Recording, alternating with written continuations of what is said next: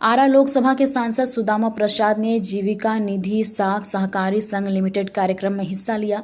इसके बाद पीएम मोदी को नाटककार बताया। सांसद ने पीएम को नाटक करने वाला बताया। उन्होंने कहा कि पीएम मोदी नाटक करते हैं। अगर उनकी मां को किसी ने गाली दिया तो मोदी जी बताएं कि किसने गाली दिया है। सांसद ने कहा कि पूरे भाषण से लग रहा है कि पीएम मोदी वोट अधिकार यात्रा से डरे हुए हैं। अगर डरे हुए नहीं होते तो देश की महिलाओं को गुमराह नहीं करते। जो पकड़ा गया वो भाजपा का कार्यकर्ता है। हम लोगों ने सोशल मीडिया पर उसका फोटो देखा है।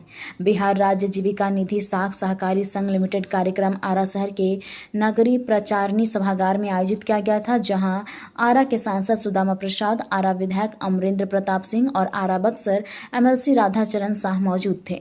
जहां कार्यक्रम के दौरान पीएम मोदी महिलाओं को संबोधित करते हुए भावुक हो गए, जिसके बाद सुदामा प्रसाद ने नरेंद्र मोदी पर विवादित बयान दे दिया। सुदामा प्रसाद ने कहा कि देश के प्रधानमंत्री भाषण से लगा ये पूरी तरह से डरे हुए हैं। बिहार में वोटर अधिकार यात्रा जो चला उससे प्रधानमंत्री डर गए हैं। प्रधानमंत्री को यह क्लियर करना चाहिए कि वोटर अधिकार यात्रा के मंच से किसने गाली दिया। हम लोग सोशल मीडिया पर देखे हैं, वो इंसान भारतीय जनता पार्टी का कार्यकर्ता है। आगे सुनिए उन्होंने और क्या कुछ कहा। माननीय प्रधानमंत्री और माननीय मुख्यमंत्री जी के कर कमलों से बिहार राज्य जीविका निधि साख सहकारी संघ लिमिटेड एक बैंक के रूप में आज उद्घाटन किया गया है, जिसमें 105 करोड़ रुपए की जीविका निधि हस्तांतरित की गई है। बेसिकली एक बैंक रहेगा जहां से जीविका दीदियों को जो राशि प्राप्त हुए हैं विभिन्न योजनाओं के लिए वो आसानी से मिलेगी। पूर्व में भी माननीय मुख्यमंत्री जी के द्वारा कैबिनेट के माध्यम से जीविका दीदियों का जो मानदेय है वो बढ़ाया गया। साथ ही इंटरेस्ट सबवेंशन की घोषणा की गई है और ही बहुत ही कम ब्याज की निधि की गई है। उसी को लेकर आज ये कार्यक्रम था, जिसमें हमारे जिला में 60,000 से अधिक जीविका दीदी विभिन्न कार्यक्रम स्थल पे जुड़ी हुई हैं। ये हमारे राज्य के लिए बहुत बड़ी सौगात है, जिससे जीविका दीदियों को अपने रोजगार के लिए, महिलाओं को अपने रोजगार के लिए बहुत आगे बढ़ा। सर, ये डिस्ट्रिक्ट लेवल पर सर कैसे इसको कोऑर्डिनेट किया जाएगा? उसका अभी गाइडलाइन जो भी होगा हम लोग उसके अनुसार करेंगे। तो अभी तत्काल अभी ये बैंक का उद्घाटन किया गया है। अभी जैसे जैसे इसका आगे की प्रक्रिया आएगी उसके अनुसार ठीक है। कुछ शख्स को सामने लाए। सरकार केंद्र में डबल इंजन की सरकार है, यहाँ ट्रिपल इंजन की सरकार है, सामने लावे वो शख्स कौन है और उसको कड़ी से कड़ी सजा दी जाए जिसने ऐसा गाली दिया। हम लोग इसके पक्षधर हैं, लेकिन वो शख्स है कौन? इंडिया गठबंधन ने गाली नहीं दिया।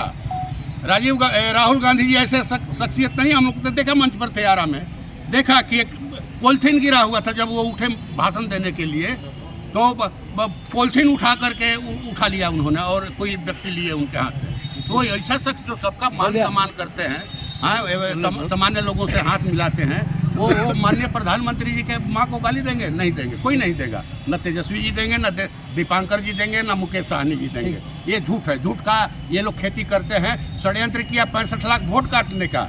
22 लाख लोगों को मौत के मुंह में ढकेल दे के मर गए लोग। 35 लाख बाहर रहते हैं। विदेश में रहने वाले लोगों का नाम रहेगा यहाँ वोटर लिस्ट में, एनआरआई का।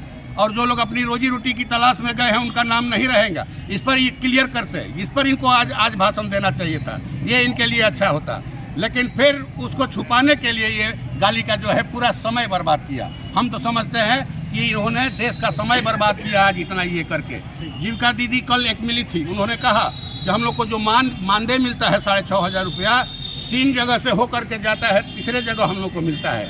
जीविका दीदी के इतने ही आप जो है शुभचिंतक है, तो जीविका दीदियों के खाते में डायरेक्ट 6,500 रुपया भेजिए ना भाई। डायरेक्ट 6,500 भेजिए। का है 3 जगह से जा होकर के पैसा उनके पास पहुँचेगा।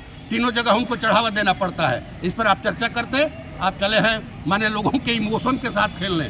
बिहार जानता है आपके नाटक को, इसलिए मैं समझता हूं कि इस इमोशन का कोई असर नहीं पड़ा। अगर असर पड़ा रहता तो तालियों की गड़गड़ाहट से माने जो है पूरा हॉल गूंजता, लेकिन हाँ हम लोगों ने तो कभी नहीं थे। ठीक, धन्यवाद।